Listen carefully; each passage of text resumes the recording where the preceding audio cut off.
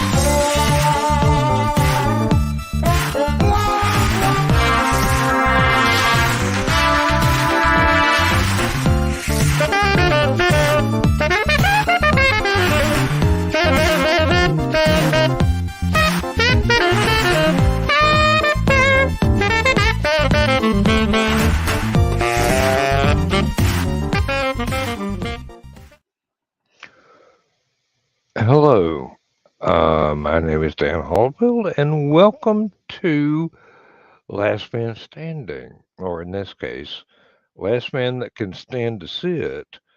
And Rich is here with me, and I've sent out invitations to several other folks, and I hope that they will join in.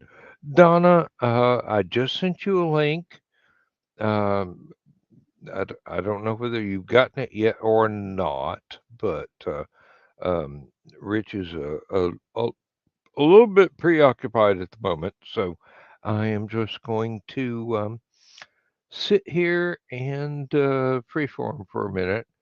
And if you know my recent medical dilemmas, sitting is one of those things that is not comfortable for me to do.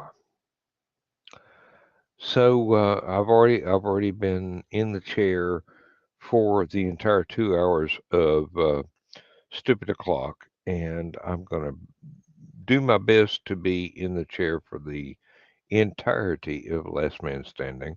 So we shall see. But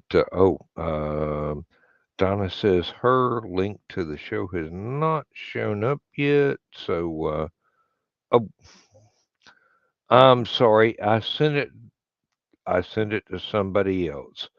I'm sorry. I'm sorry, Donna. Wrong, Donna. Um, I'm really okay. Let me do this. It should still be in the buffer. So Control V and bingo. Yep, that's the one. That's the one. Uh, uh, excuse me, Joe Bachman. No, Joe has not said anything to us tonight, but we'll. Okay, I am trying to. Yeah, the headset's all charged up tonight. It's weird. It's weird. I woke up the next day after doing another show, and I had to swap headsets because the wireless one was not fully charged. So I had to use the one that was hardwired, which I had to get out of my briefcase, which went to Hallowcon and was sitting there going, "Dude, you never use me." And I'm going, "Sorry, honey. I mean, seriously, I didn't mean to neglect you, but it works that way sometimes." But Rich is here, and hopefully Donna will be here in a few minutes. I did. Speakers. Um, can you hear me? Um, No, yeah, I kept the notes from the other night. yeah. Can you hear me now? Um, seriously. Oh, 30 minutes of hilarity when my At least, yeah. when I was trying to get the other headset out of my briefcase, and I'm going, these things they happen. I mean, seriously. But you know, hail, the gang's all here. It was Now, funny. Sorry I'm late. I had to run down the hall and wish Misty a happy birthday before anyone else could because it's midnight. It's officially her birthday. well, if you would be a gentleman and tell Misty I said happy birthday without any green room shenanigans involved, that would be quite Will do. well. Searching for a word here, but they are escaping me quite regularly at this time. Um,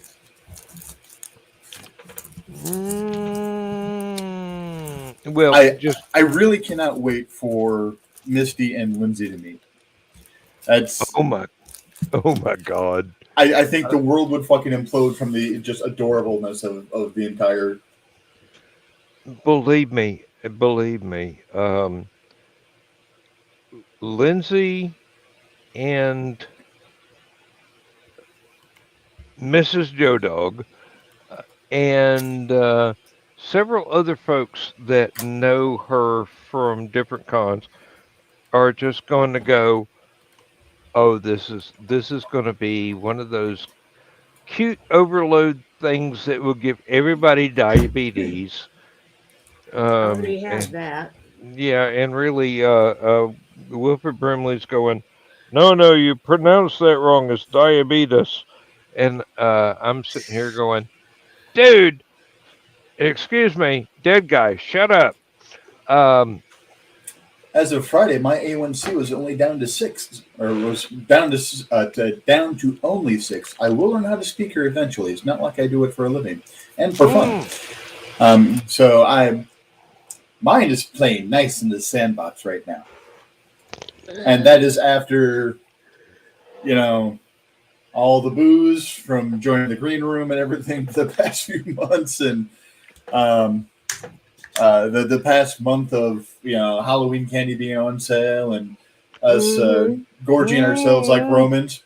So even after all of that, my A1C is still only 6.0.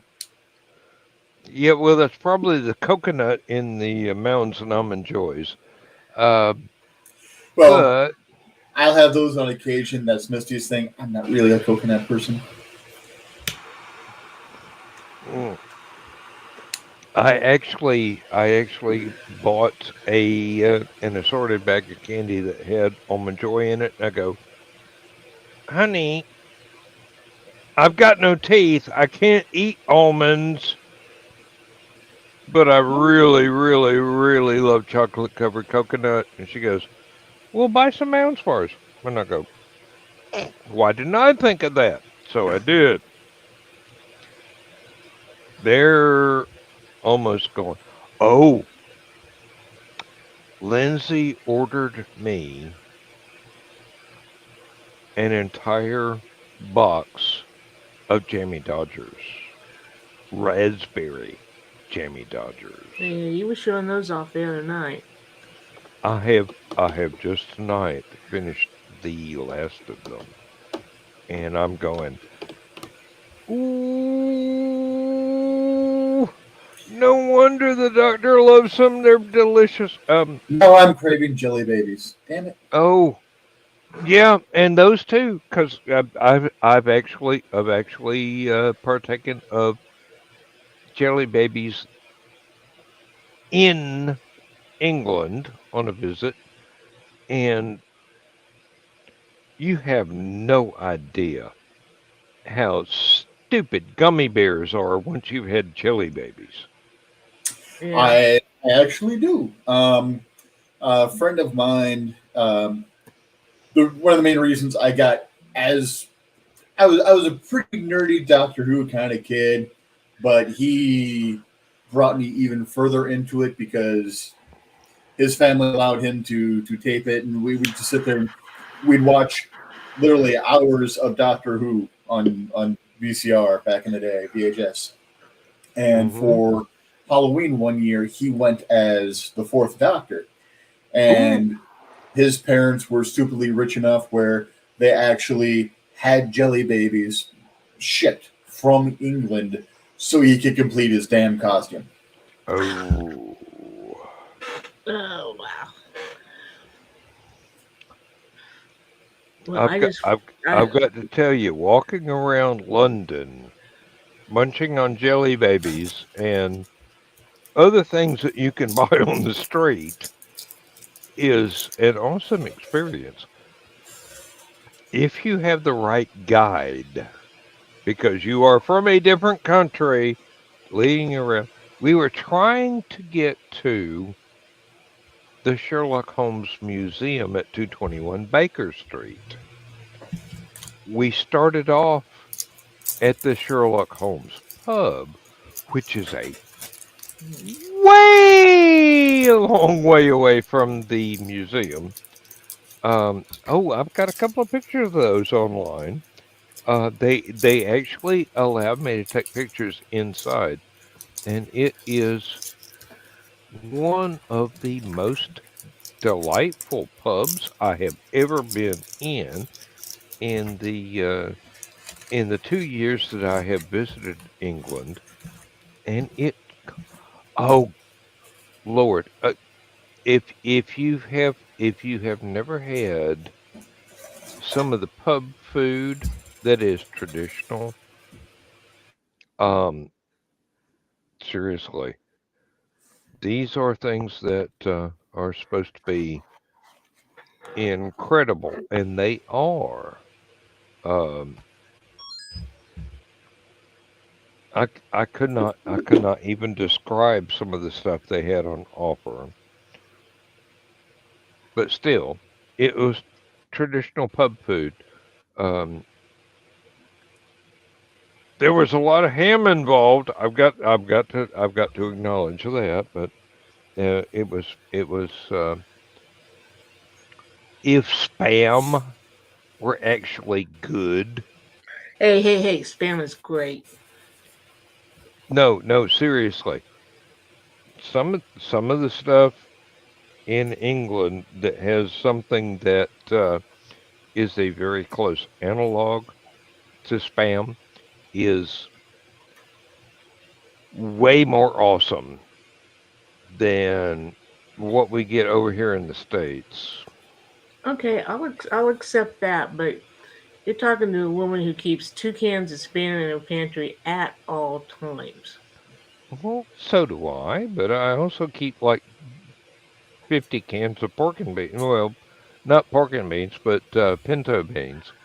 Um, I am from Appalachia. Pinto beans are a meal. Um, if you cook it And right. pinto beans raises my blood sugar. And so does the Reese's Bats cereal that I just Mm. ate with chocolate milk. Oh, Lindsay had me buy the Jiffy Mix cornbread muffin package today, Mm. and she has learned to leave out the sugar for cornbread. She added more sugar into the Jiffy Mix? Oh, God. No, no, no. leave out the sugar from the Jiffy Mix. Well, I'm She saying is Jiffy Mix has sugar in it already, doesn't it? um yes, Because but it's a much sweeter cornbread than my wife's other grandma used to make. hmm I am used to the no sugar added Yeah, cornbread because East Tennessee, um, hillbillies know how to cook, and I was sugar gonna is say not something that Jiffy gets Mix is put sweet into. enough as it is. Adding more sugar on top of that, oh my god! Mhm. But the recipe says do this, and if you follow the instructions on the box, it's a cake. It's not. I mean, seriously, this is a birthday cake, not cornbread. If you don't follow the instructions on the box and you don't throw the extra sugar in, it's actually pretty good. Not mom's standard, but pretty good. Our box You know, just says water and egg, I think, I water, was gonna say water, that's or egg and oil, water one of the and two. egg, and be sure there's an oven involved. Yeah, Yeah. These things they happen. Um, Now you got to remember, my wife is from England, and her first introduction to Appalachian meals was going to a family reunion on our wedding day and being taken into my grandmother's kitchen, which some women who have married into the family have yet, after 50 years, have yet to be invited into. But Lindsay goes in, and my Aunt Mary drags her back and gives her a knife that would frighten a serial killer, and a head of lettuce, or cabbage, excuse me, and says, "You make the coleslaw for the family reunion dinner."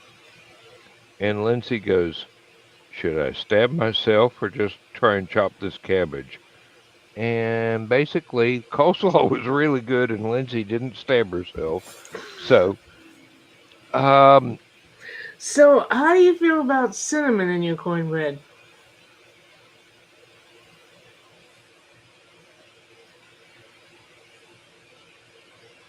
Never heard of it. it's not something I have experienced, but It's the knowing only. cinnamon as I do, probably not. But then again, it would be something that it, it would appeal in certain situations. Mm, that's the only way I can eat cornbread. But then again, I don't use the cornbread to sop up anything in my plate. I eat it hmm separately. Yep, put a slab of butter in the middle of it, and it's a meal, with some pinto beans. Um, I use this one delivery system for chili.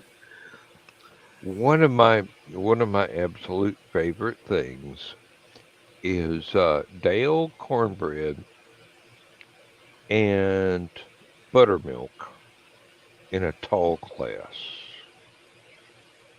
Now there are very, very few people who are not like me who would even tolerate such a concoction.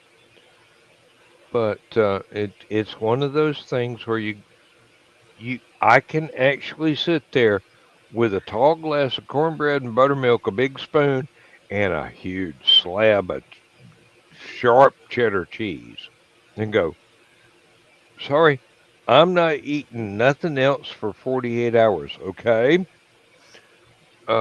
this is enough. This is not only a meal. This is a feast. Um, if you are not one of those folks raised on cornbread and buttermilk, it will not make any damn sense to you whatsoever. And you probably won't like it. But it is something that I would recommend, especially with a big hunk of cheddar cheese. Um, the flavors go very well together, especially as the glass gets shallower and the hunk of cheese gets smaller. Everything just kind of blends, and I won't say it's quintessentially redneck, but it's quintessentially hillbilly. Um, Snuffy Smith would not be the first person to go, "Yep, I'll eat that." And if you pair it up with pinto beans with some butter and some chow chow, you've got a meal fit for a king, or actually several kings, because you can't eat all of it. It's it's it's that filling, and that's exactly the purpose. It is one of those sorts of foods that was made to keep a working man going for hard labor in a coal mine or on the farm or whatever down here. Now, there is there is a delicacy from England called a ploughman's lunch, which is a huge slice of ham, a huge slice of cheese, a biscuit or muffin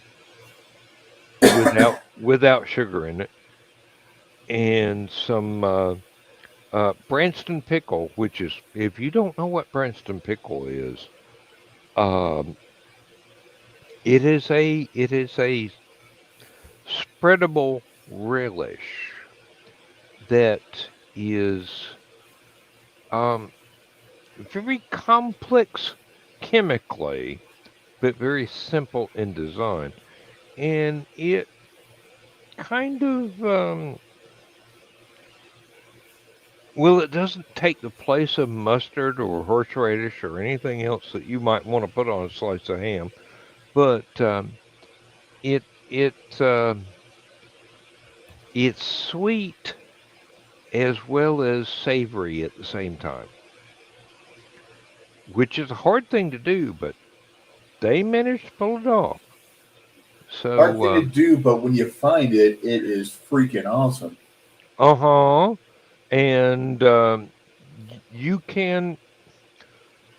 I swear, I would not be a bit surprised to find go to the fridge, pull out the jar of Branston pickle, and there's a spoon in it because my wife has been eating it Straight from the jar.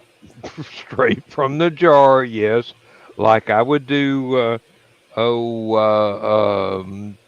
pinto beans that have just been cooked for hours, and lots of other things that would really complement that particular range of savory and sweet at the same time. Now, piccalilli,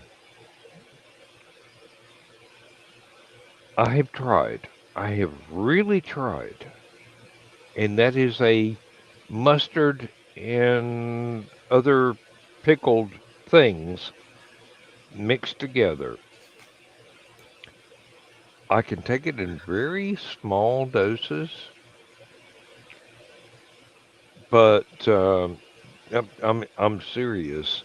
It is intense. I mean, Lindsay Lindsay likes Marmite, which if you've ever there's the British version, and then there is an Australian version called You say. Vegemite. If if you have ever encountered this is like um cold beer soup with about 55 gallons of salt added. Um, it You make a Marmite sandwich like from the song by Men no down the under. yes, Men Down Under. Thank you. It's got to be very thinly spread on a lot of bread because that is a very intense food. It has. Yeah, one of the girls in my drama club in high school, her senior year was my junior. Um, so her junior year, she uh, was an exchange student to Australia. So she brought Vegemite back. Oh, Yeah, that. Here, want to try a spoonful of Vegemite? All right. I'll understand what the hell is this?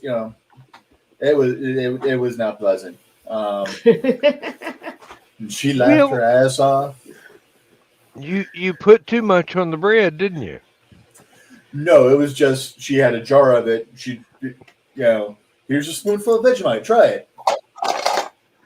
Pure That's the wrong Vegemite. way to do that. Yeah. She was screwing with the other people in the club who had never had it before. Obviously, that's one of those things where, as they used to say for a totally different product, a little dab will do you. Yeah. It's a very intense sort of thing. Yeah, So it woke us up. probably To say woke the up the least. neighborhood. Oh my God! No, this is salty. No, no. If you spread it thinly on toast, probably with a little bit of butter, it's it's fine. It's enjoyable. If you just smear it on like it was apple butter, you making a big mistake. Apple butter. Oh yes. I oh, and homemade at that, not the store bought, but The only apple butter I've ever consumed was homemade from my wife's other grandmother, not the one that I was telling you about with the story of my mhm. brother-in-law. The one I'm actually talking about is the one I was talking about with the cornbread. Uh, she did a lot of southern cooking stuff like that, and she made apple butter with Misty a few times. Um, I am really actually. I believe her canning stuff is over in the storage shed across the street. Um, I need to see if Misty can remember and recreate that because it's besides losing just a hell of a sweet woman. Um, Probably the best Apple product I have consumed on the face of the earth, and I like Apple, so I try a bunch of stuff. Her apple butter was just awesome. I keep It was reaching a slice of heaven. for the lighter instead of the pack of cigarettes. Um, it's like, hey, that's not going to do me much good when I don't have the other half. Um, now, Yeah, you're just gonna smell um, the singed hair for a week. have you partaken of the uh, southern delicacy known as chow chow? I've heard of it. I don't recall if I've ever consumed it or not. It is a pickled concoction, which is best described as a form of relish. And once you have actually had once you've actually had the real deal, and basically it is a condiment that you would put with huge slabs of butter and some red hot off the stove pinto beans in a bowl and just slather it with butter and then put in a couple of spoonfuls of chow chow. Well, a lot of it is cabbage, but there are other it's very akin to kimchi, but I was gonna say it not. looks a lot like a sauerkraut with onions and bell peppers and Yep, tomato. it's very akin to kimchi, but not hot. So basically, and I've helped make this stuff before. I'm You looking at a you recipe for it right now. It looks. I It's want to try awesome. it. It's awesome. You chop up lots of cabbages. You chop up a few peppers, bell peppers, and maybe some other mild peppers, and onion, and a few other things. And you put it in a great big 5-gallon crock, like milk would come in. And you put the lid on it, and you go, "We're not touching you until next summer." And then let it basically like kimchi, you let it Ferment. ferment, and then you open it up and you go, "Please don't hand me a spoon, I will eat all of it." Yeah, I mean, now my favorite way to consume this is a couple spoons in a big old bowl of pinto beans. And yes, a lot of butter has been added to the hot pinto beans, or cooked hot pinto beans, not spicy hot. And then you a little bit of cornbread on that, and oh, Dan is a happy animal. Let me tell you, um, these are childhood memories, and I'm going. There's a reason why my mom has always said, "You give Dan a pinto bean and a bowl and some cornbread, and he's a happy camper." And I'm going, "Yes, Mama. Please don't turn off the stove yet. I ain't through." Yeah, Because Misty's family I calls them can, soup beans. I could yeah, never, soup beans. Yes, yes, indeed. yeah. Yes, indeed. She is exactly right. And I do believe if I had the chance, I would eat my weight in soup beans, chow chow, and cornbread without making any slightest complaint. I like to throw black beans, pinto beans together, let them cook, and then cook up some white rice, mix that all together, and just make a huge batch of that. And I did that for several months in a row, day after day after day. That was my daily lunch at work.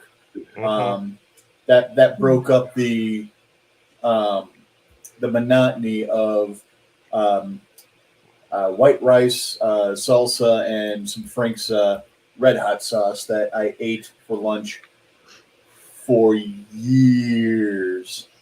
Yep. Um, Um. Now, because now, it's cheap, it's filling, and it allowed me to afford other stuff for my kids.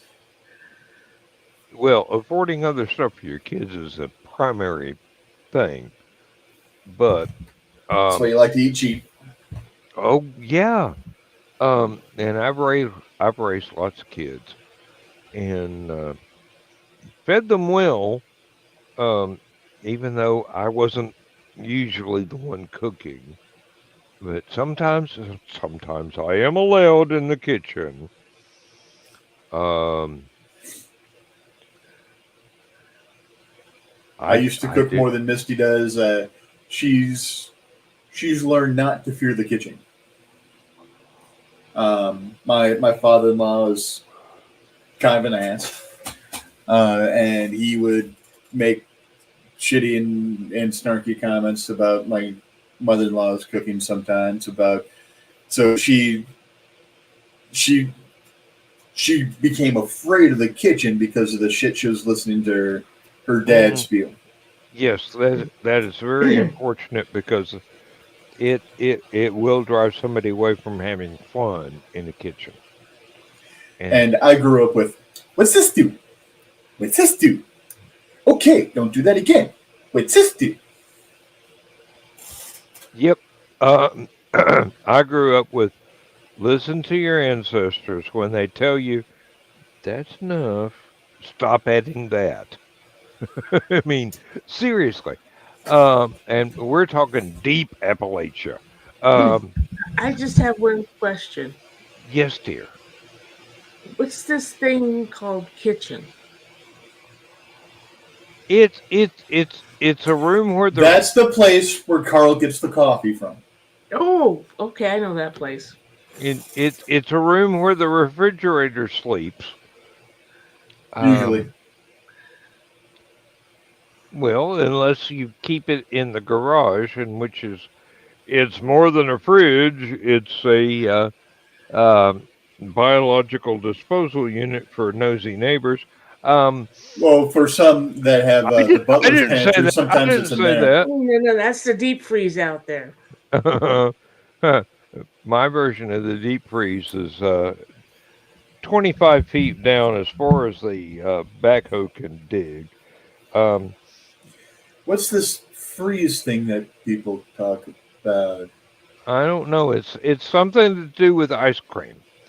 Um, but one of the favorite things that I do enjoy cooking is my version of chili, which involves not only ground beef but sausage Hmm. combined, 50-50, and then pinto beans, onions, um, a couple of spoonfuls of very, very, very varied. Two different words in that a selection of pickled peppers that I keep in the fridge, and Lindsay knows I don't care if it turns brown, leave it alone. That you Um, purchased from Peter Piper? hmm Some of my friends at work grow extraordinarily odd varieties of peppers. Peculiarly powerful pickled peppers? They will okay, you take the lid off this thing and paint begins to peel off the car outside in the driveway. Um, seriously, this is some You see strong the stuff. you see the shimmer Mhm. coming off the jar like you would at noon on a Georgia blacktop. Oh, believe me, this is I've walked across the catwalk over nuclear reactors in Oak Ridge. No, this is it glows blue in the fridge. Let me tell you. Some of these peppers they give me, I go, I'm going to wear gloves when I cut that one up. Let me tell you. And you you you you basically chop it up fine and put it in a jar, and you pour apple cider vinegar over it, and you hope that the the DOT or some of the nuclear regulatory agencies do not know that you've done this, so you can actually eat it later and go, I only need one little pinch with this salad fork, or excuse me, I'm feeling adventurous. I'm going to have 3 little pinches with this. Dave's insanity sauce. Oh, yeah.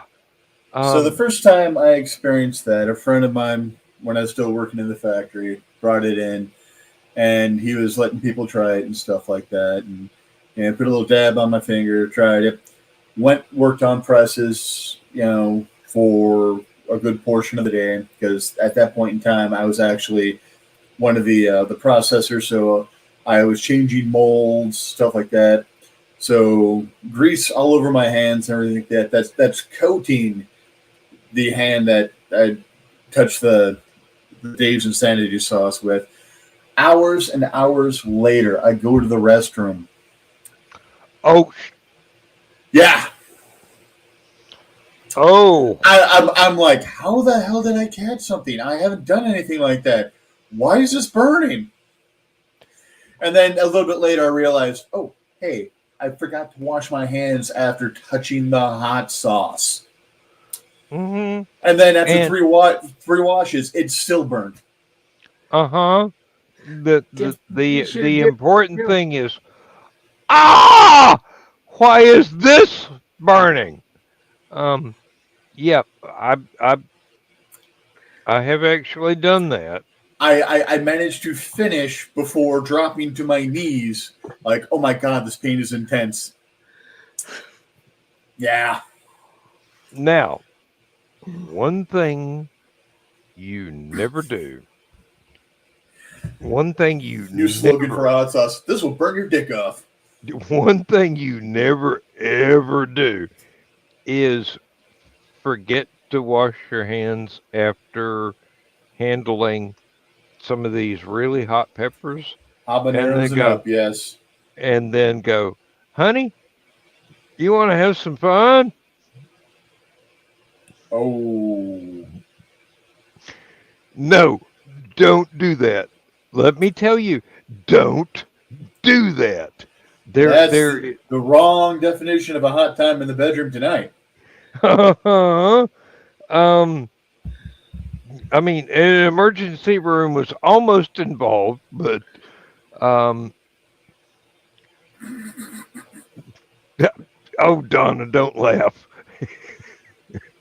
Or was that Rich? That was me.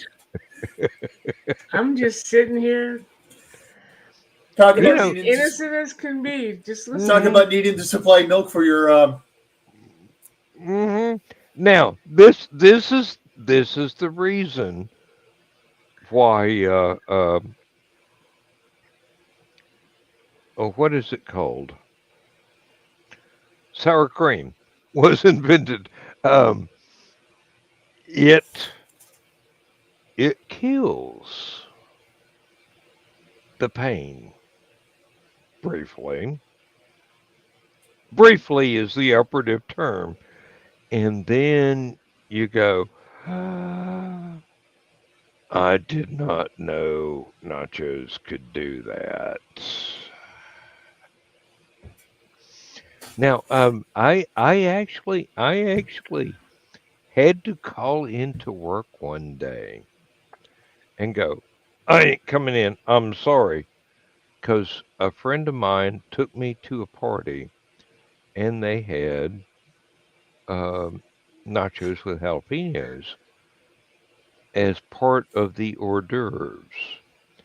And I had grown up my entire life with the hottest thing I had ever tasted was maybe 1 drop of Tabasco sauce in my bowl of chili. And then I ate nachos with fresh sliced jalapenos. And I ate about 5 gallons of fresh sliced jalapenos. So I called into work and go, sorry. Down. I am not coming to work. And I'm very afraid to go and aim correctly if I go to the toilet. All right.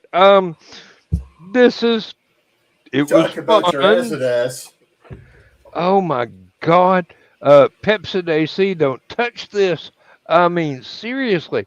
Rubber gloves are kind of an afterthought, but seriously, um, when you have never had an experience with even more than mild peppers, and I've then all told of a you sudden the you story are of my thrown dad off and how we used to get woke up on the Saturday morning, deep right? end. Oh yeah, yeah, I remember that. But I I need ice cream from my asshole.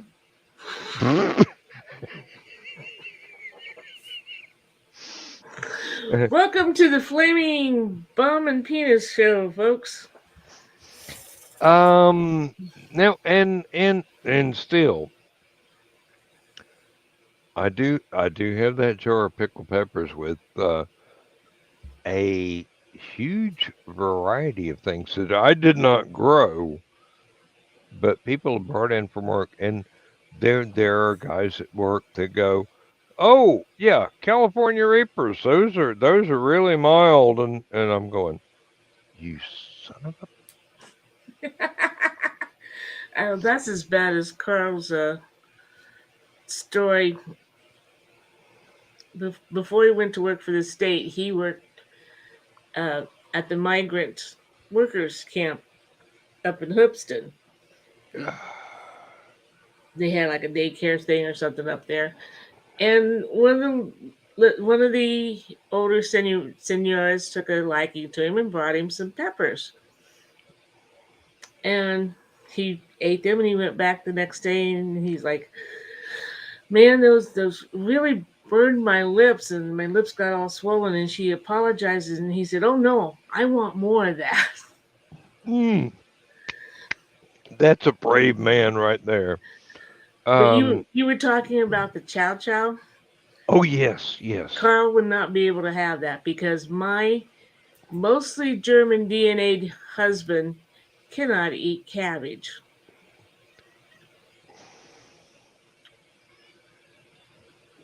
I'll just say he becomes Joe Dog. He has my sympathy. I mean, seriously, that is a food group that nobody should be denied, but in this case, an exception must be made. Seriously, it's chow chow is one of those things that has many uses as a relish. It's Uncle Dan. Mm.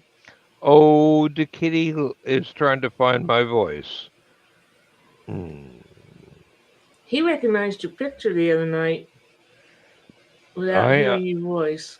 I You, understand that the screen got clawed. oh, that Um, was Carl's. Carl doesn't um, wear a headset, but well, Calvin was in here with me and recognized your picture. I do have that effect on animals, and Women. um, yes, dear. Yes, I do, and, and that's one of those things where I'm going to go. It's accidental. I'm sorry, and excuse me. Step away from the band, please. Um, This is not the green room. This is not the green no, room. it's Oh, not. no, no. We have kept it safe from. Well, we've kept it above green room standards. Um, Green Room no, doesn't have standard. Well, wait a minute. I'll take that back because yeah, we Didn't enforce the some just get standard. it? Didn't some just get yeah, instated? yeah. There, there, We there, there are some standards that just got involved. Yes. But still, um, my voice, my voice does tend to affect pets and women. and and women. Not as dramatically as I would hoped for in my young life, but um, as I get older, I'm going. "Mm, can just leave me alone." But That's not what you no, said last night. oh no, that's never what I said last night. Uh, Kiri's playing with his pussy again. his privilege. Um. Oh, the round robin story that I talked about last night in the green room. Mm-hmm. Did you start it? I am not ever going to start it. That is an idea. That is an idea that I gave to the community, and they can do with it what they will. You and probably Michaela and maybe Keisha would be the only people qualified to actually do that idea justice. Mm, And believe me, I would love to see what Michaela did with it, but I'm not sure that I would want my name on record for buying a copy. Um, seriously, it was one of those things that came to me while I was asleep, and I wake up going, "You really are a weird person. Seriously, you thought of this?" And yeah, I did. And my subconscious is going, "Okay, dude. Really? But basically, Rich, you don't know about this one yet. But basically, the idea for the story was that two people who are extremely attracted to each other are not willing to commit infidelity on their partners. So they agree to meet up at conventions and flirt with one another and round robin a story of what they would do if they could do what they wanted. And Donna goes, "Pick me, pick me, pick me." So, I believe you talked about this a little bit on Thursday night on Last Man mm-hmm. Standing. Hmm. So, you, I had the most screwed up dream because of that. So, Oh, and speaking of screwed up dreams, here's Chris. so Hey, Friday, Chris. so Friday morning, I wake up and I get woken up from the dream, and my pops is still alive in the dream, and for some reason had purchased the house next to his, and somehow the garages in that house now had a second level, and for some reason I was sleeping in a bed in the second level of the garage while my dad is putting stuff away and things like that. And he has really nice, elaborate block and tackle systems. So shit that's weighing hundreds of pounds, he is lifting effortlessly. I will learn how to speak here eventually. It's not like I do it for a living. And I'm like, Dad, why didn't you ask for help and stuff like that? He's like, oh, I have help. And then you, Donna, and Carl are, walking around in the driveway helping Dad lift things and stuff like that. I'm like, what the hell is going on here? Yeah, the only reason my wife wasn't there is because in my dream I knew my wife was at work. Yeah. Oh, Yep, there's going to be a good pot of chili made. Oh, um, Chris, yes. I actually got complaints because I didn't make chili for this year's Hallowcon. Well, there were a couple other people that said they were going to be doing chili, and they didn't do chili. So, um, this will be brought up in several staff meetings to get clarity on if they are actually going to do this or not. I don't want to step on anybody's toes. I mean, I will cook if it's something that is not going to interrupt anybody else, and I know that other people are comfortable with a rank amateur like myself going, well, here's this, and Hmm. no, I don't, Didn't slow anybody down last year. Yeah, I do not want. I enjoyed your chili last year. Well, everybody except for John did because They were both um, good. evidently John likes flamethrowers for breakfast. But Well, John's was too damn hot for everybody, including John. Oh well, no, yeah, Carl liked it. he did that on purpose. He was trying for it, and I've got to give the man credit. It did taste good. It was just too damn hot. Well, and not only that, I mean, unless your publisher's here, most people wouldn't enjoy that. Um, my publisher probably could handle John's chili without even noticing it was warm. Um, because he is a veteran. So, um, hot sauce is one of those things that get added in automatically. And Hot I don't. sauce kills the taste, so you can eat it. Hey, You're, hey, Kiri, you're. I mean, seriously. interesting dream he's having. Do you hate those dreams that never really end? Oh yeah, yeah. Well, it's Um, weird when you have dreams that are truly weird and don't make any sense.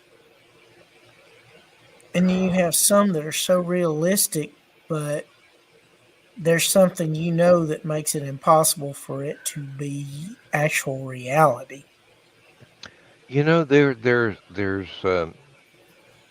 there is an actual um, video phenomenon of people who dream about non-existent places between the walls that they wind up in Hmm. somehow. And it's one of those things that I have actually done myself. There's a recurring dream about being able to climb up through the ceiling of my parents' closet and find an entire level of our house that obviously cannot exist because it's not as big as a freaking Empire State Building. Hmm. And there are things here and there are things there, and there are monsters and there are threats and there are this, and I'm going, um, this is more than a 12-year-old should be able to come up with. Thank you very much. Can I go back to cookies and Thanksgiving dinner? All right, but no. Um, I have to be me, and stories have to come, and um, stories have to stories have to be created. And I'm wondering if I can get away with doing something in that genre, but I'm busy trying to do the other stuff that I've already started without starting something brand new.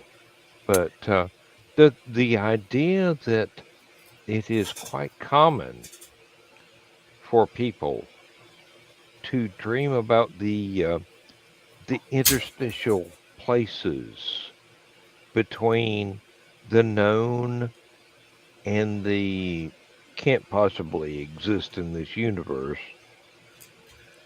and wandering around in there backstage, basically. Well, And what's finding, weird? yeah, no. Go ahead, Chris. What's weird is when I dream about stuff with real people, and they're doing something they don't like doing and enjoying it, or they're somewhere they don't particularly care for and they wind up having a good time, or something that I know they enjoy or they like, or a place and they're not having a good time, they're not enjoying it, and it's in certain situations that are so screwball, like, how in the hell did my subconscious come up with this shit? Well, that's in a nutshell. That is how writers live. How did I come up with this? Can I keep going and make it into a coherent um, narrative? And can I find an acceptable ending that will make it make sense? Now, Donna and Rich can both say shit happens, Oh yeah. and your imagination is not limited by reality whatsoever. I mean, Honestly, it shit happens, and how are we going to shovel it now? Mm. Yeah. really, uh, I don't. I ain't. I don't think they made a big enough shovel for this one. Um, Bring in the inloader. really, it, My it thing is, um, it's time for the tractor. Let's just bring it in. Well, I want to know on this round robin thing, what makes you think that I would be able to write that? Um, basically because it is um not only romance, but it's something that is um next level romance, where somebody who So has some experience, watch his face, guys. Have you read any of my books? somebody that has some experience in the real world can go, okay, this is wild, but what? Hold my beer and watch this stuff. Um, yeah. Because seriously, Donna, you erotica is not something I'm comfortable with, but you excel at it. Michaela excels at it. Now, I just published my 12th book. Yeah, How am I known for erotica when only 3 of them have explicit sex in them? And most of them is fade to black when the romance comes up. because I know you in the real world. because he All spent too right. many nights in the green room. I can sum it up in 2 words. Oh, Dan.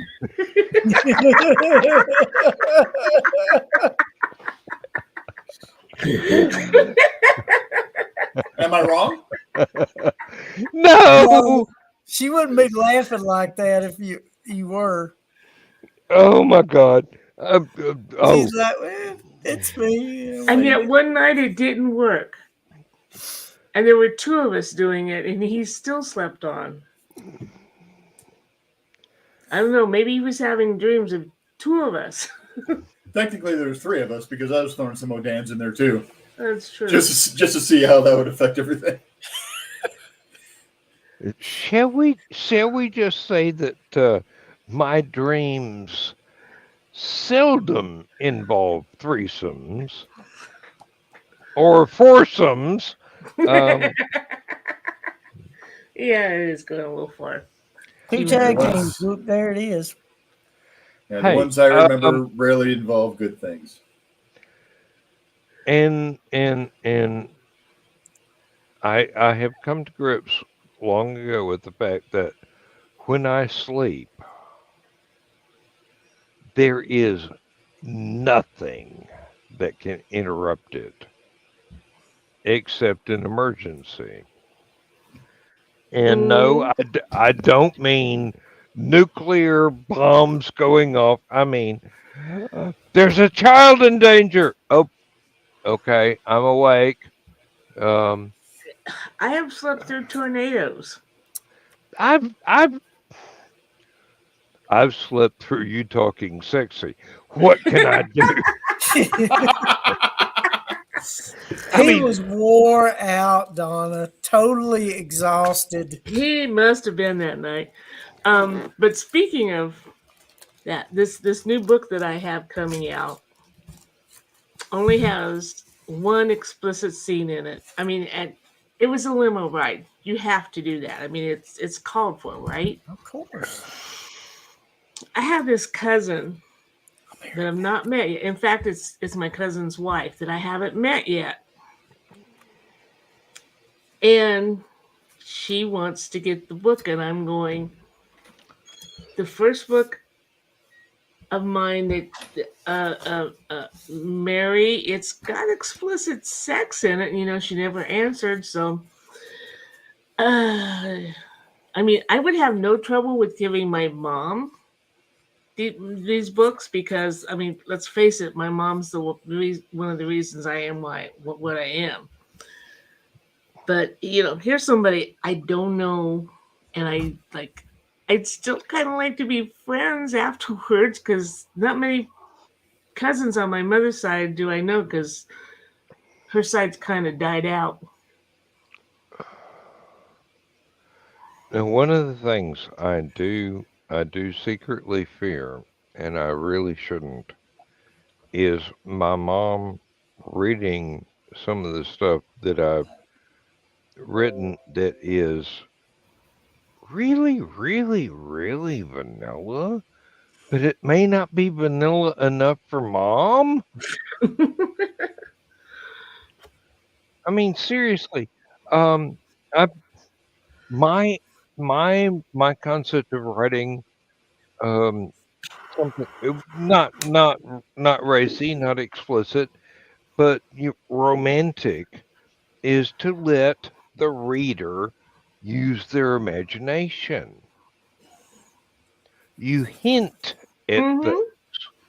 And like I and say, 9 out of 12 of my books are like that. yeah, you don't go, well, the only thing left to the imagination is the taste, as someone quite famous as a British talk show host said about one of the most famous, not well, okay, romance writers in the world. And it's not romance, honey. That's freaking porn. Um, I mean, seriously, when a gay guy goes, the only thing I have to imagine that you didn't describe was what it tasted like. Sounds like something that'd be on the Graham Norton show. That's what I was thinking. Bingo! We have two winners here. And Graham was going, can you please write something a little bit better? I mean, seriously. Um, and I don't go that far. I don't go that far. I go for um if the reader can take the imagery I have provided and use their own imagination and make it into something more, well, I hate to say explicit, but yes, explicit, then I have actually provided text form, Mm-hmm. then I have done my job. Mm-hmm. The reader is supposed to be involved. The reader is supposed to be part of the story, not Mm-hmm. just a passive audience. They're supposed to participate. Like I And say, that's most of mine too. But the first one with the explicit sex was Woodstock Dreams. Three of us each took a character, wrote it. The two characters, how should I say, grew up. They matured after Woodstock. hmm My character stayed the same. oh, And in order to stay true to her character as being a vivacious, sexy woman, even at 45, and offsetting these other two people who had become stick in the muds, really.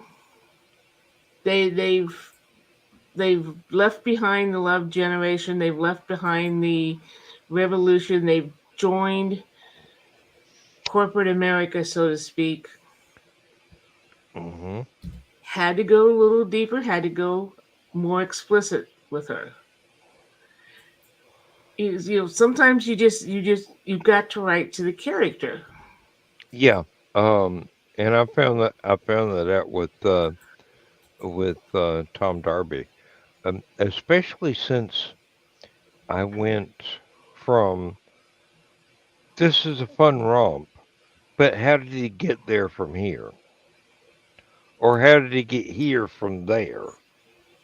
That's the way to put it. How did he get there from here? Um, and then I'm going, dude was basically James Bond, but not with a big budget. And yeah, Carolyn Monroe was not involved, but would have probably been welcome. Um, and I go, I'm not comfortable writing explicit. Mm-hmm. So I use the the plot device of going, this is best left to the reader's imagination. Mm-hmm. And I I was always that way, and really surprised myself that Madame Starlight went so far. But Madame Starlight at 45 still does not wear underwear. Madame Starlight delights in wearing her caftan and stepping into a elevator of businessmen and doing the little jiggle, so they have to be looking at her. Mm-hmm. they have to acknowledge her existence because she needs that. Mm-hmm. Yep. And she enjoys seeing their reactions to Oh her yes, she because she's does. still a piece Well, of work. that's the thing. Um, for some reason, she has this desire to be acknowledged, but am I right? Untouchable at the same time. Well, yes, And because she's untouchable without her permission. although the hubby is absent, she is married and she doesn't fool around on her husband. She only sleeps with their friends. Yeah, she's got a convoluted brain, is how one of the other characters puts it. Sounds like my All first right. wife. I'm about to get extremely sexist here. What woman doesn't have a convoluted brain? She goes beyond. She Mm, she has remained the '60s hippie She lives in Greenwich Village of all places. She grew up on a farm in Iowa, but Greenwich Village is her destiny. She does readings for people. Of course, she's done drugs and would still do a drug if somebody offered it to her. She's just never moved beyond that persona she was at the time of the original Woodstock, She's a hippie chick, and she's not ashamed of it. and she will always be. Yeah. And why do I understand your character so well? Because you grew up in that era. Well, I did. Yes, I did. Yeah. But I also know you, and I'm going, mm-hmm. And then I am a plot child of the 70s. plot twist and bingo. No, there's not any flying saucers involved. Excuse my readers; they would expect a flying saucer.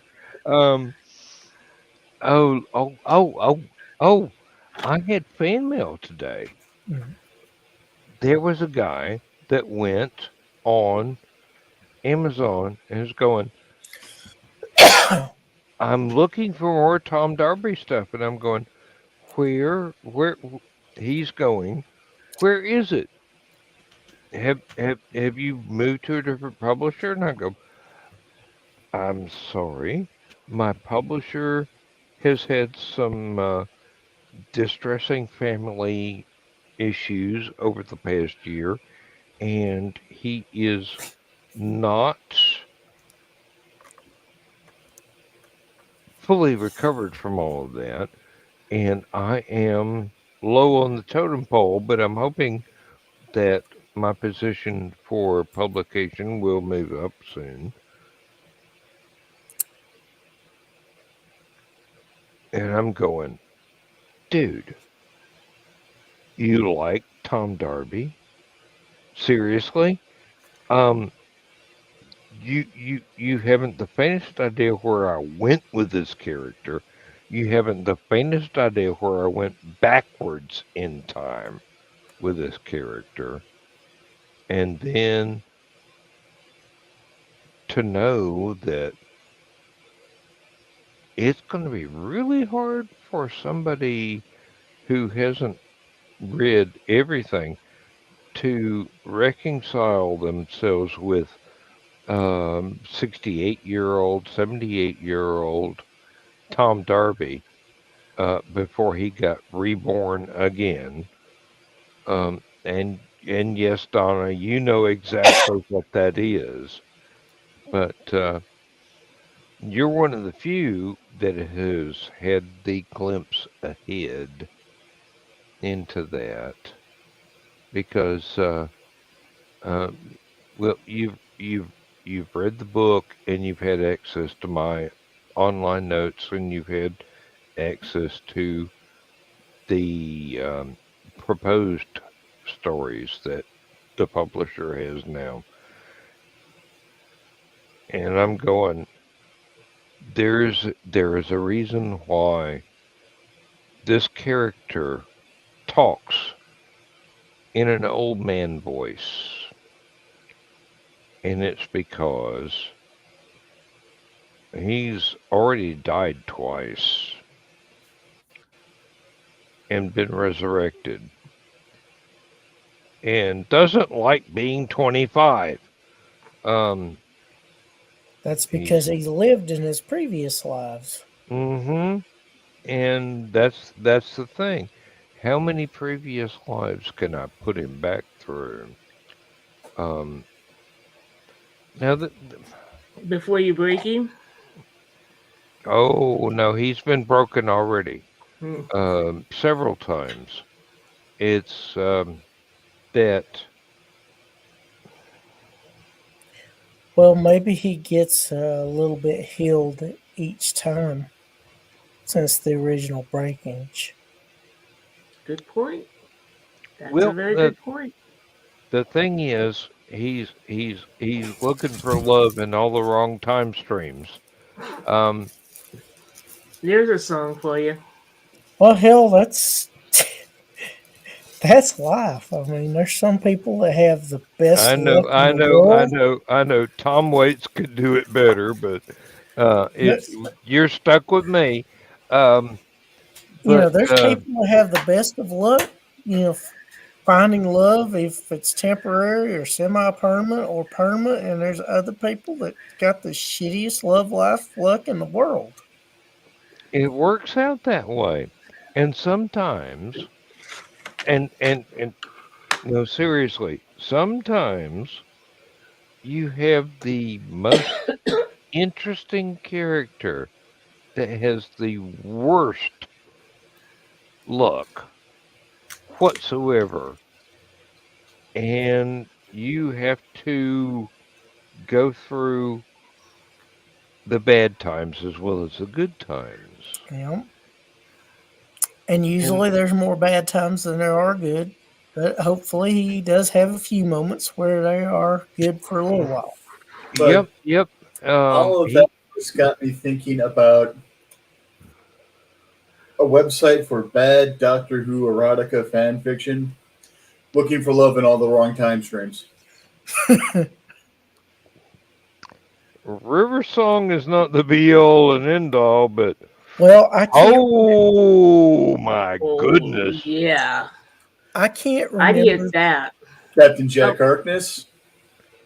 Ooh, if River and Captain Jack ever met each other, I'm going, I don't know that I could withstand this kind of flirting. Seriously.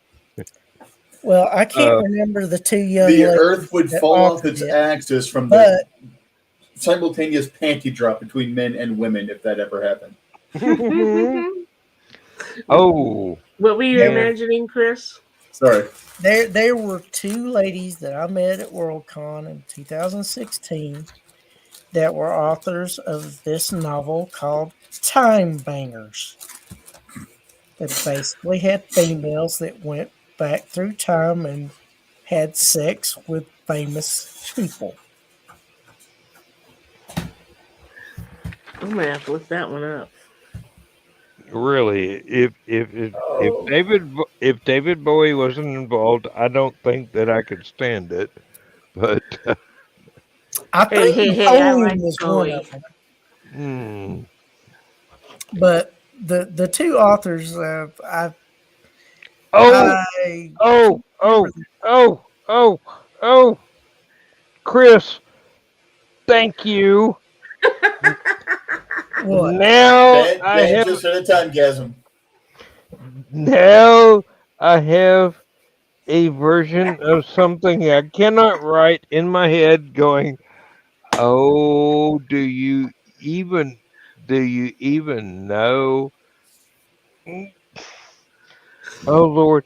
And it's like fill in the blank, this particular star, that particular star, whatever.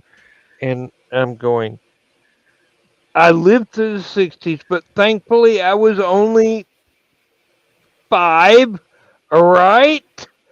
And oh, I'm okay. You just broke Dan. Again, that's 2 nights in a row. Oh, Oh, I okay. did it Thursday night too. This is monumental. Yes. Um, there are things my imagination will go to, and there are things that are not going to put me in jail, and those are widely separate things.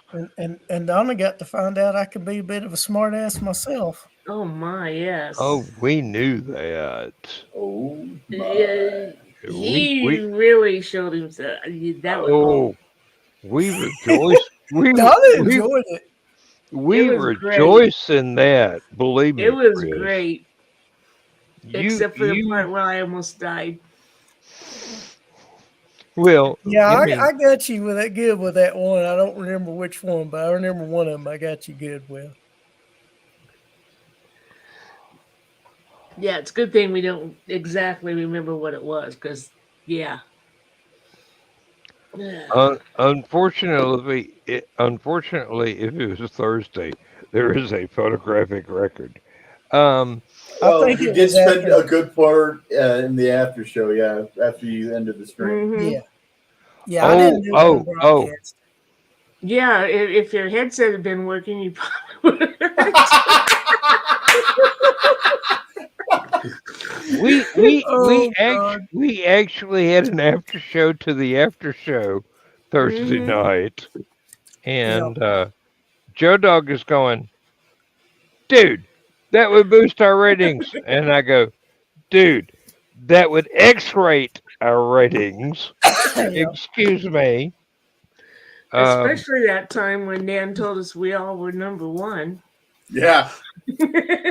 Hey, Rich is my hero with his His little timely memorization. drawings.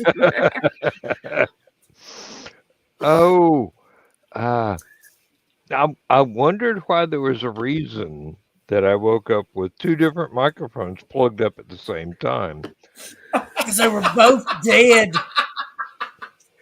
I'm sitting here going, why did I pull that headset out of the briefcase and plug it in? And I'm going, oh shit. There was a real reason If, that I pulled that one out and plugged if it I in. had Yeah, you actually motherfucked me. if I had my Excuse desktop me? built, if I had my desktop built and my I got ops privileges from Joe, I would have been flashing. He's dead, Jim. Because I'd have found Seriously. that scene and I would have played it. It's seriously. Um, I got Donna again. there are times when my friends can utterly astound me as to the depths of their depravity as well as the I was, heights of their genius at the same time. I was already thinking depths of their depravity. Mhm. And I'm proud to know y'all. I really am. I And then prefer to again, think of it as the there heights of our depravity. there are times when I go,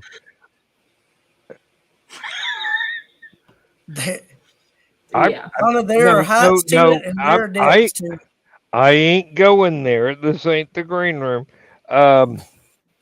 Again, Oh, come on, hashtag. Dan. Uh, hey, we're live, so I I know. can't. I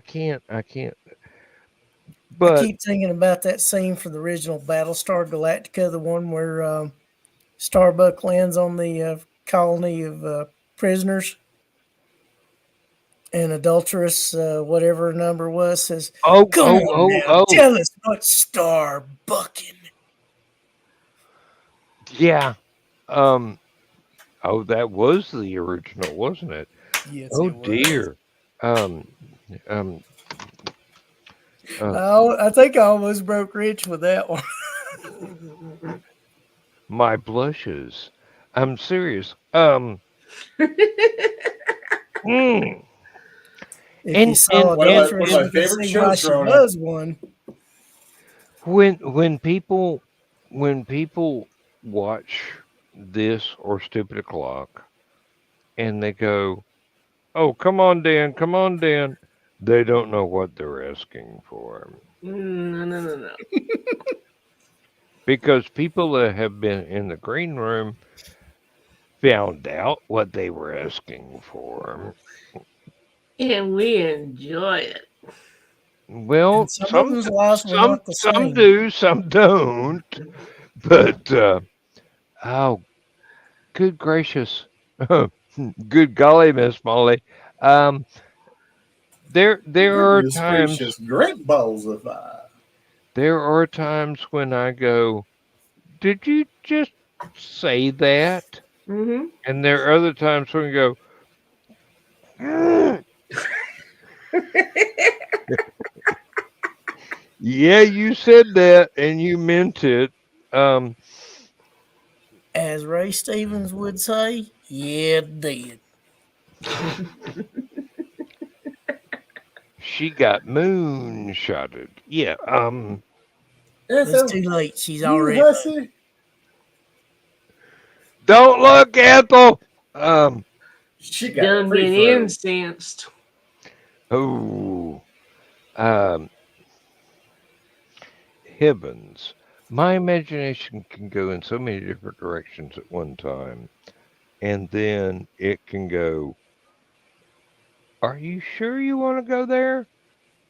And in the If green I do room, it, I get a whooping.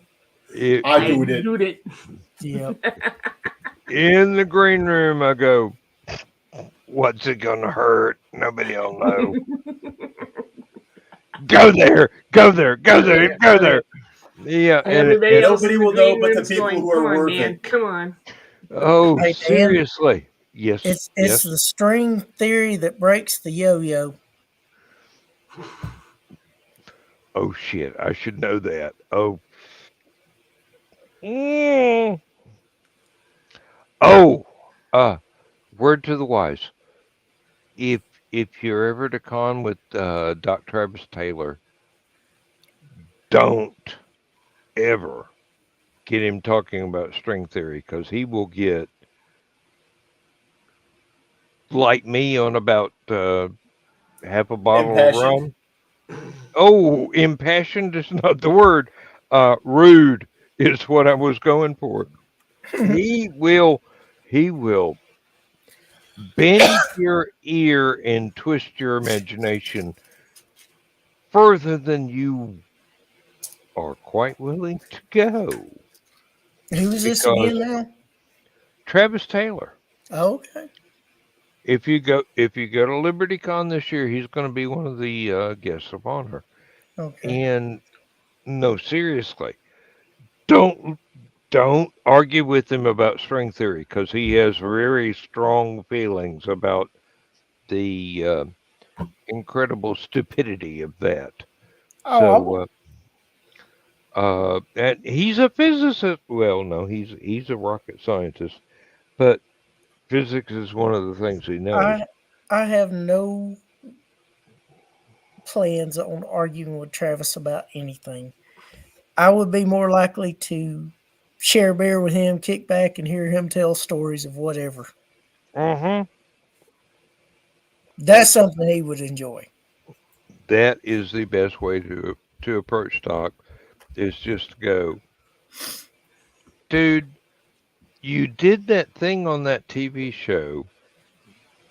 How difficult was it to do exactly that? And then you go, wait a minute. You actually built rocket engines on your farm in Alabama. Well, yeah. It was close to Huntsville. They had spare parts. Um, I mean, oh, and the yes, I am freeforming. That probably didn't actually happen, but knowing Doc, it might have. I mean, seriously, w- um, you're Dan, talking about somebody that Stephanie goes, my hero. Okay, so yeah. Well, the reason why I said string theory on a yo-yo because yo-yo's attached to a string. Your mind's going to all these different places, and it's getting bounced back until it breaks the string from the yo-yo. mhm. Cat's cradle. Um, oh, actually, that was very, very philosophical there. I didn't realize that I meant exactly that, but sometimes I come out with some shit that's way off the wall and very apropos at the same time. I just went with it. I call it That's luck. what she said. I call it luck. Oh, Yep. honey, she said a lot of things. Oh yeah, Well, that was one of them. she's quite verbose. Mm, And she did even more than she said. mm. Chris knows her. I'm not going there, Chris. I'm sorry, but no. Um, It's not for the faint of heart. th- Nope. this is why you should join Uncle Carl's secret humor group and find out what we're actually talking about when we can't actually talk about the things we're actually talking about. Um, Hey, I can do innuendo with the best of them. now Yeah, that he's doing that that. was that was extremely recursive, but there are wheels within wheels within wheels, and one of these days you The will gear work know. gets exposed. No, no, my work gets ooh.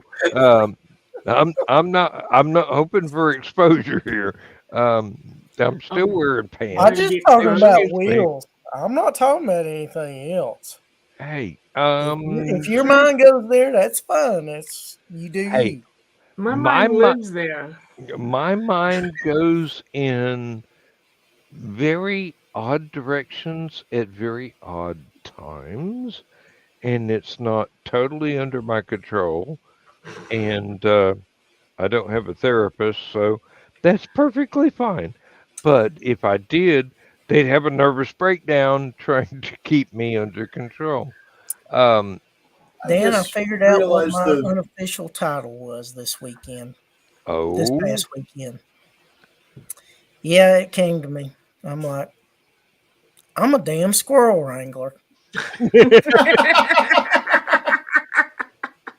dude, I have told you at LibertyCon time and time again, you're a fireman. You rush around and you put out fires, and then for Well, hell, if fun, there weren't so damn many squirrels starting them. the beauty then of you do you. It is a perfect little thing to say to somebody because you can mean it. It's it's another beautiful way of saying, bless your heart. Because you do you. You could be serious, like, hey, you Mhm. do whatever flips your switch, whatever floats your boat, whatever. But also, the way that I usually, had it, directed at me when I was in high school. Go fuck yourself. mm, It could mean that. It also could mean if that makes you happy, then you do that. And that's exactly what I meant. The first version is exactly that. Mhm. Whatever floats your boat. And Well, it's, then, it's it's just like bless your heart. There's more than one oh meaning to yeah, that. oh, If there's a Mhm. if ton of it's a different little meanings. child who's hurt themselves or whatever, like, oh bless your heart, I'm so sorry. If and then it's you someone see that's people that they do something truly, you know, generous and stuff like that. Mhm. You get the good ones, and Mhm. then you've got the people that just cut you off in traffic. Oh, bless your heart. Yeah, Yeah, that it that can hap- mean several meanings. that happened to Lindsay at a convention, and she did not know that bless your heart had more than one meaning. Yeah, And then it's got at least three. she looked it up, and she go, okay, okay, don't ever talk to Mister Tits again. You have no idea who I'm talking about. Nobody else has any idea who I'm talking about, but they might. Um, and we're still being recorded, so um, I no, didn't no, Yeah, no, ask. no. And I am too incoherent to say. Well, Um, um, you're more coherent than you were Thursday night. yeah, Will. Apparently Thursday night I told somebody to go bugger off in a polite tone of voice. Um, No, that was Friday night. That was Friday Yeah, night. we got a California howdy on Thursday night. If you watch the Beverly Hills 1993 movie with Jim Varney in it.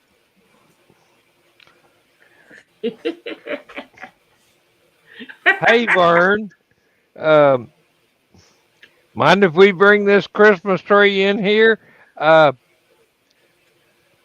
Lord. Notice is why's everybody doing it? I reckon that's how they say howdy in California. Somebody talking about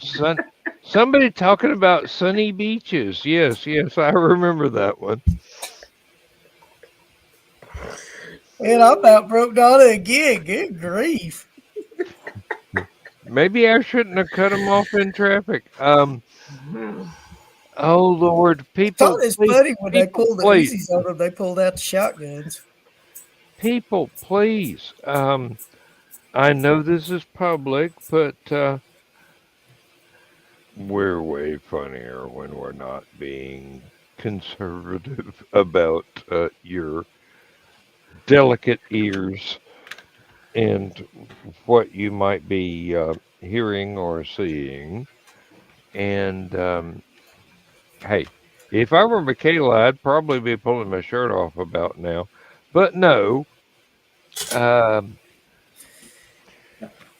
don't you dare. That would be a memorable thing. That would be a memorable thing. I'm just some wrinkly old dude. Don't look at me. If I had ops and that happened, I'd be playing the unforgettable. Mm, Because that's what that would be. I think we've crossed about 6 different barriers and we're headed for the cliff. Long way down there. Oh, but we're going together on a slow boat to Valhalla. Yep.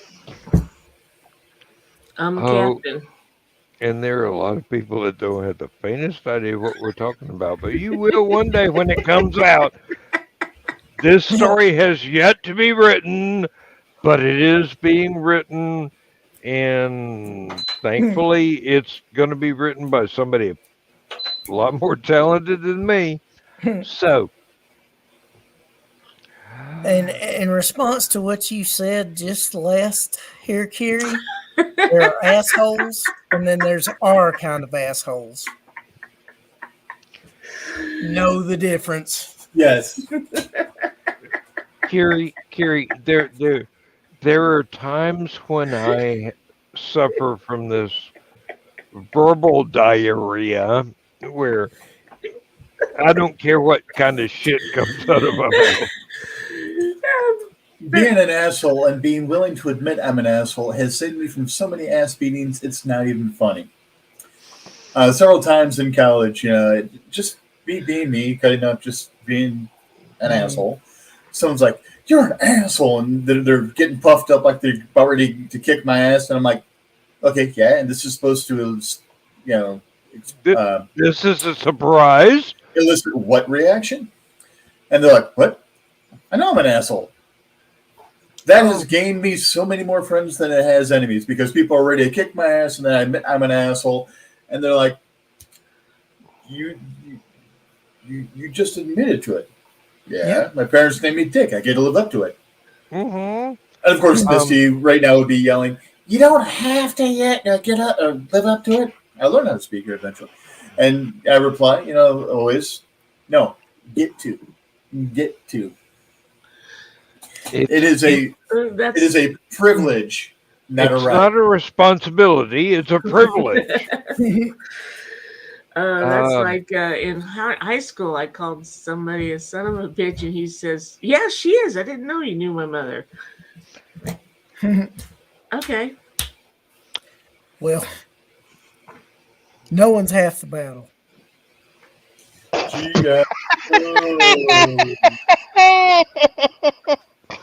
Don't break Dan. Okay. Oh, it's too late for that. But yeah. Thursday, Great actually American Friday asshole. morning, Dan's muted and he's back there talking, and Dan, you're muted. Pointing at the screen, Dan, you're muted. Yeah, all of a sudden I'm Italian and I've got these hand gestures that came out of nowhere. Then I get Rich to give the visual aids. Thank you, Rich, again. That was awesome. Yeah, well, it had And then when I recharged, but evidently it didn't recharge enough. So, Yeah, Carrie. then Yeah, when everything finally got back in, and Dan could actually hear him talk again, then I would sit there. I know. It was cracking me up. mhm. yeah, Carrie. Dan's Bluetooth set died on him during the after show Let's see. Friday Uh-huh. morning. You Yep. missed me quoting Shakespeare, And being the wonderful friends we are, singing Henry VIII. we made Um, fun. Peter Noon would have been proud. Let's just hope that Well, Rich whatever misquoted Shakespeare, but he quoted him.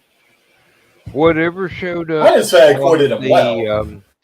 on the recording turned out to be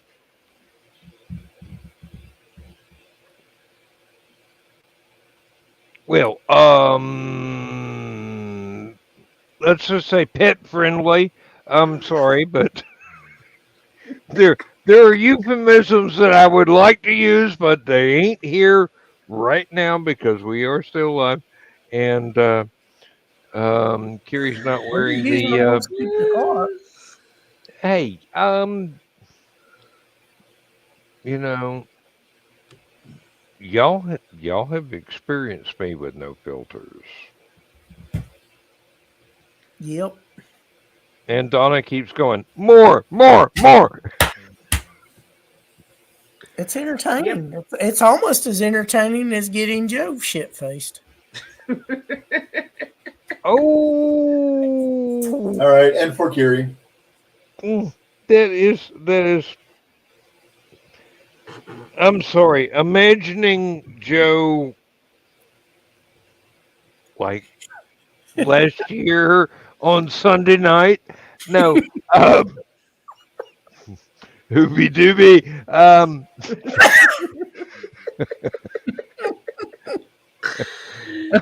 You had to sorry. have I'm been sorry. I'm sorry. I love Joe, but that wheelbarrow was employed 6 times and still wouldn't stay in his damn room. Uh, Yes, folks, Statesman is that good. oh, and you did get there this year for some of that, although it went rapidly. Yeah, but I helped finish it off. Good, good.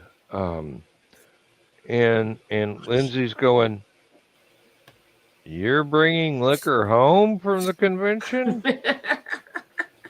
And I'm going. Don't touch it.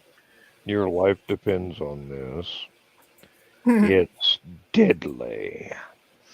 And she goes, piss off, my. Excuse me. Oh, what I wouldn't give to hear her say that to you. When Lindsay is in full flow, just imagine the mildest British accent telling you to go fly a kite in no uncertain terms in very, very polite language, and then adding an expletive that would not cross a British person's lips unless they've lived in the United States for 30 years. Um, It would be quite eloquent, I would imagine. oh, she is always eloquent, and Like I sometimes she'll said, even I would almost pay money to oh, witness that. sometimes she will even forgive me. But tonight is not one of those times. So please, I hope she doesn't watch the show.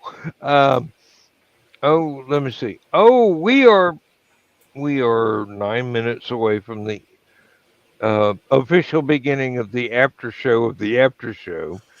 And look, folks, these are my friends. They know what to expect from me, and I know to expect the unexpected from them. And And we're they okay are with that. they are some of the most fantastic folks I've ever hung out with, and I'm glad to get every chance to hang out with them that I can. Um, Jodo's a little bit too worried about somebody going, "Oh, this is copyrighted." And I'm going, "Dude, there's a rope that they can urinate upwards on. Okay,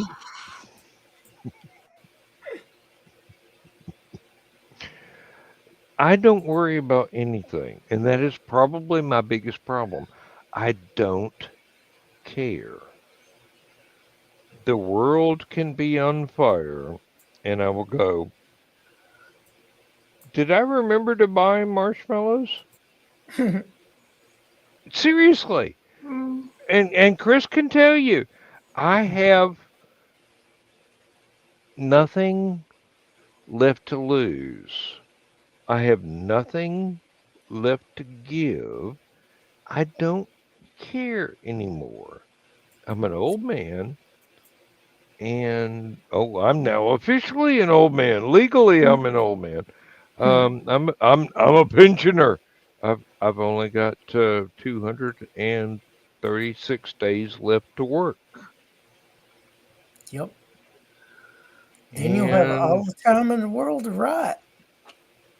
I'll have all the time in the world left to be a smartass. Is one of the most dangerous Well, things that you was can going to be obvious. I mean, hell, I didn't want to state the obvious, but say. you Yeah, will well, have a little more opportunity to write. well, Hopefully. there are folks who are going, can you be more of a smartass when you write? And I'm going, challenge accepted. Okay, I can do my best. I can do my best.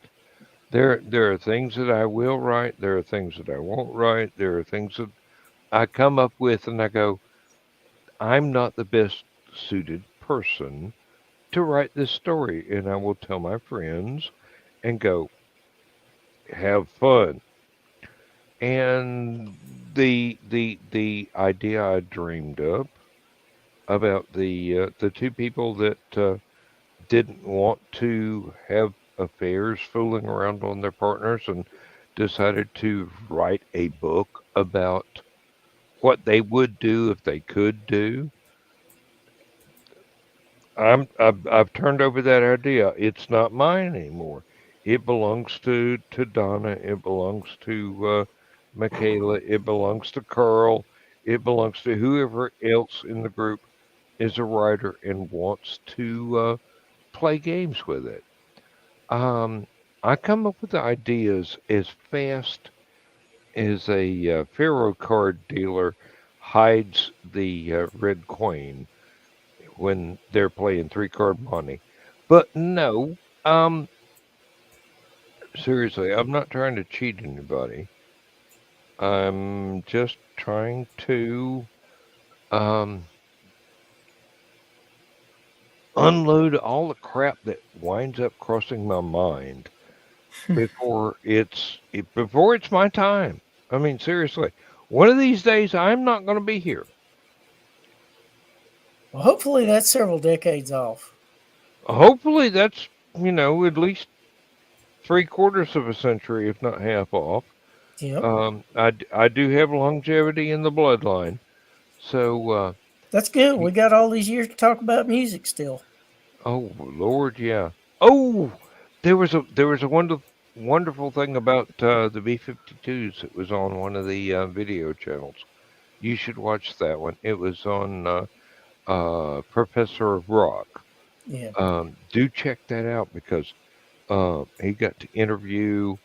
Um, I believe it was Kate, Hmm. uh, and that was insight into folks that, hey, I went to see y'all in clubs here in my Hmm. lifetime.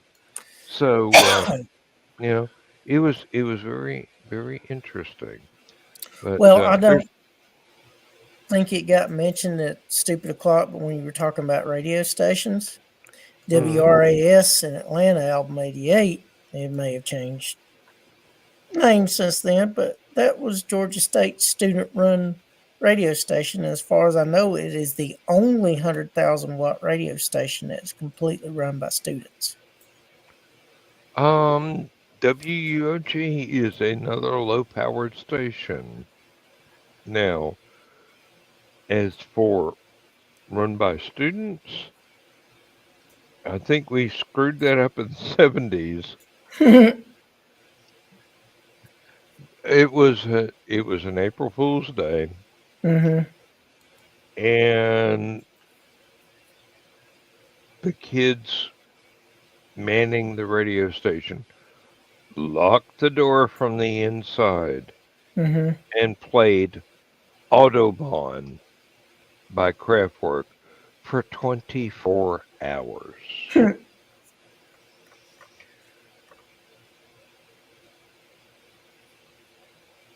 You have no idea how much of a shitstorm that started. But the rules were changed.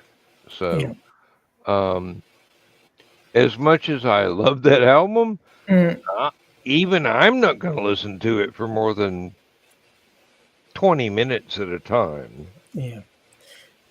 Well, I know when they really started coming into their own, they changed to alternative before it was popular. So they were playing REM and the B-52s and stuff like Hmm. that, but Yeah. before they became really famous. Yeah, and I was lucky enough to experience that. I really was. Not only on the radio station, but in real life. I was lucky enough to go see REM, the B-52s, and a bunch of folks in little clubs before anybody knew who they were. Yep. I saw I saw some of the bands. I think Love Tractor and a couple others at at parties in Mm. someone's yard, and I'm going, you know, I really love this music, and I wish I could remember this, but I'm going to the keg for another beer, so I probably Mhm. won't. No, but I do remember it. I do remember it. There was Well, the actually Black one Crows were from Atlanta too, and I think Atlanta, yeah, but I'm talking Athens. I know, So but we had a the Athens shitload and of Atlanta was a there was a lot of uh, creativity coming out of those places. cross pollination, maybe Yep, is is that is as the well. the term you were looking for, but um, there was a party I was at that actually made the newspapers, and we're standing there, and all of a sudden the porch groaned. Hmm. Now there's a live band in the backyard. We're standing on the front porch. Hmm. There's a keg. There's three kegs in the kitchen. Everybody's going back and forth. We're standing there, and the porch goes, um, which should have been a hint, That was but about to climb. no, we did not take that hint. And then later on, about 2 or 3 hours later, the porch completely collapsed Yep. about 2 inches from my feet. I did my best Spider Man and was clinging to the wall after making an impossible leap. Hmm. And it showed up in at least the red and black, if not the Athens Banner Herald the next day. Mhm. Postman trying to deliver mail with the porch was now 6 feet underground. But we were all standing there. We were told everybody spread out, spread out, spread out. It's not going to hold the weight. It's a 200-year-old porch. It was built during the before the Civil War. Please, please spread out. And we didn't. Yep. And the house paid the price. Hopefully the insurance would cover it. I don't know. Mhm. I've never heard, but there is that photograph of a mailman standing there going, um, special delivery. How do I cross this gap? Because the mailbox was on the Mhm. wall next to the door, and he was about 8 feet away from it. Um, there, I have wilder stories. I really do. There's so much history that I've witnessed. Hey, yeah, daylight savings time has ended, and Eastern Standard Time is now upon us. Well, bugger, that means I've got to go for another hour. Well, you don't have to. It's your show. You can do Yeah, what I the hell mean, you want to. Um, yeah, but do our listeners want me to? That's the thing. Are you willing to put up with 3 hours of me going, well, wouldn't and then this happened, wouldn't be the and first time. no, it wouldn't. Well, We have you can ex- split the difference. Do we 30 we minutes. we have actually challenged Brian K. Morris to do a 7 hour show because I did a 6 hour show one night, and Brian goes, "Oh, you bugger." Um, there were ego boos involved. Um, I seriously, don't know if his body can handle that much caffeine. I know mine can. But in my case, it ain't caffeine. Well, I run on any heavy fuel. all we got to do is talk about music. We can go on for 8 hours. Yeah, and you do know that that was a Dire Straits reference. So Mhm. I know you know. So look, anybody that Yeah. wants to leave can leave.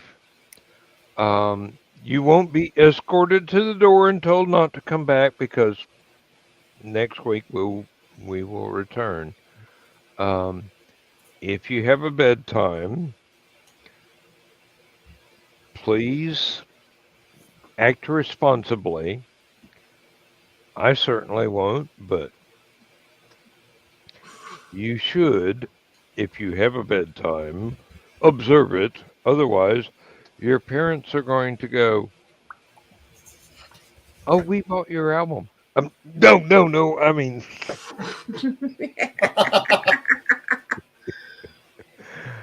Mm. no, no. And oh, did I did I ever finish telling you the thing about the fan mail I got today?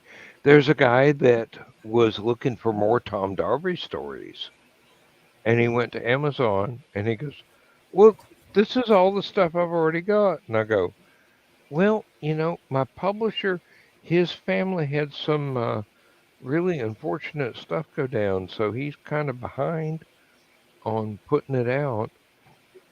And hopefully there'll be more books coming out really soon." And they're going, "No problem, dude." And I said, "Thank you for reading my work because I'm not used to somebody going, 'You're important.' I like what you do. And I'm sitting there going, well, I'm not important, but I'm glad you like what I do. And You're very You're important. very important to us, Dan. Yes. well, sometimes I do stop and I go, okay, put your imposter syndrome aside and remember what you have accomplished. Hmm. Um, I've run Aphelion for 27 years. It's still going. We've gifted the world with almost 500 brand new writers that nobody had ever heard of before that came to us and said, "Hey, this is my first story. Be gentle." And we published it and gave them positive feedback, trying to get critiques so that they would know what they did right and what they may have done wrong. And then I've had stuff just appear randomly over the last 25 years. Some of it pro, some of it semi pro, some of it only online. But I do my best, and there is a community that thinks some of the stuff I do is really important. Now there's the spaceport bar stuff, which Donna can tell you. Damn it, Dan. You son of a bitch. Yep.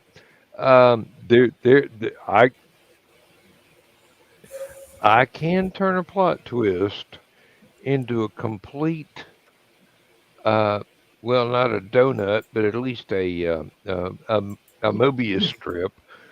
Hmm. More like a French twist. Oh, excuse me. Ah, madam, you interest me strangely.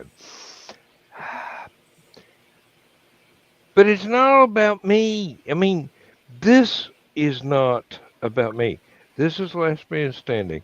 This is a bunch of people getting together to have fun and celebrate what they do and be able to talk about it, anything whatsoever, anything under the sun.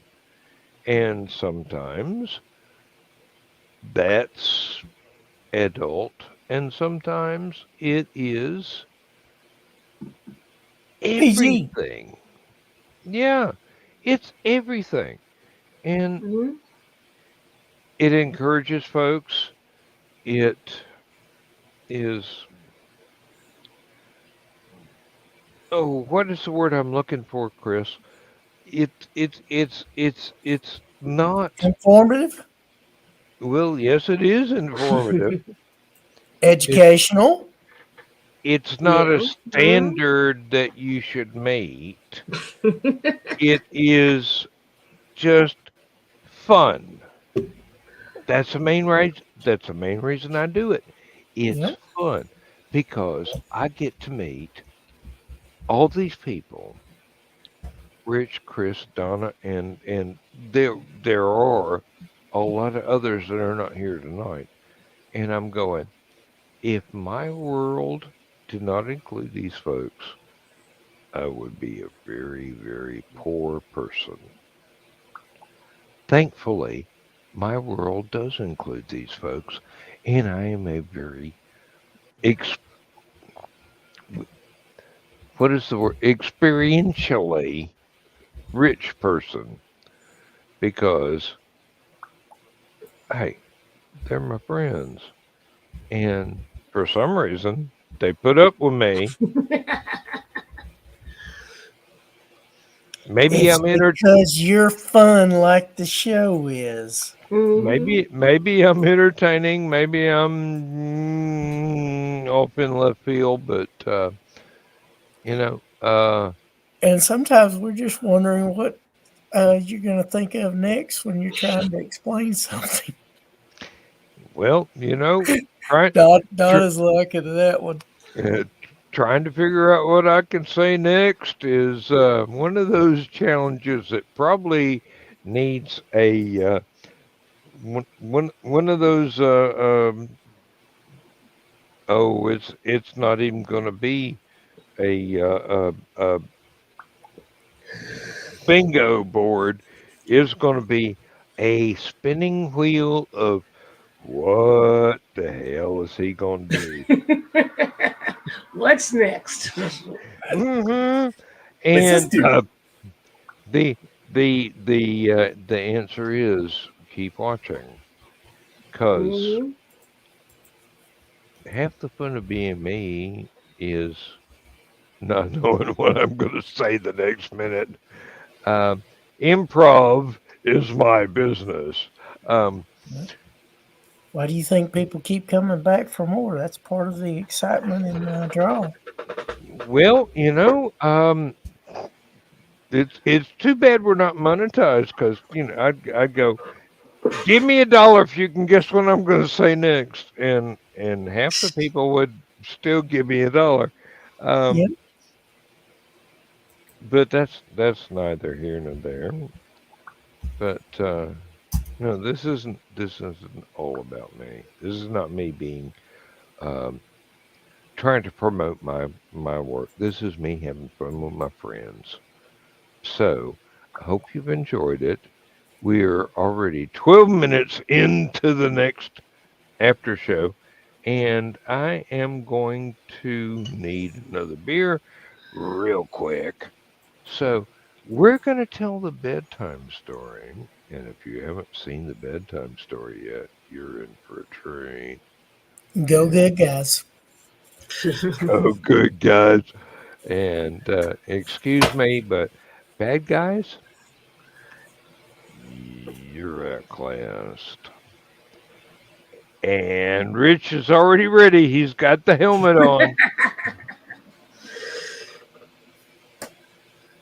How's your hammer hanging? Oh my. That's what she wanted to know. And then things happen. Just to the right of the computer.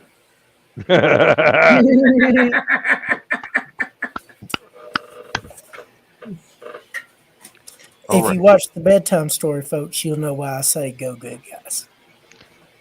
And if you are interested in not having the show end, we'll be here. But the viewing audience won't. Dun, dun, dun. Yep. And I promise you, Captain Scarlet is not involved in this, but he would be if I could get him away from that damn blonde. Transmission overload. System will shut down.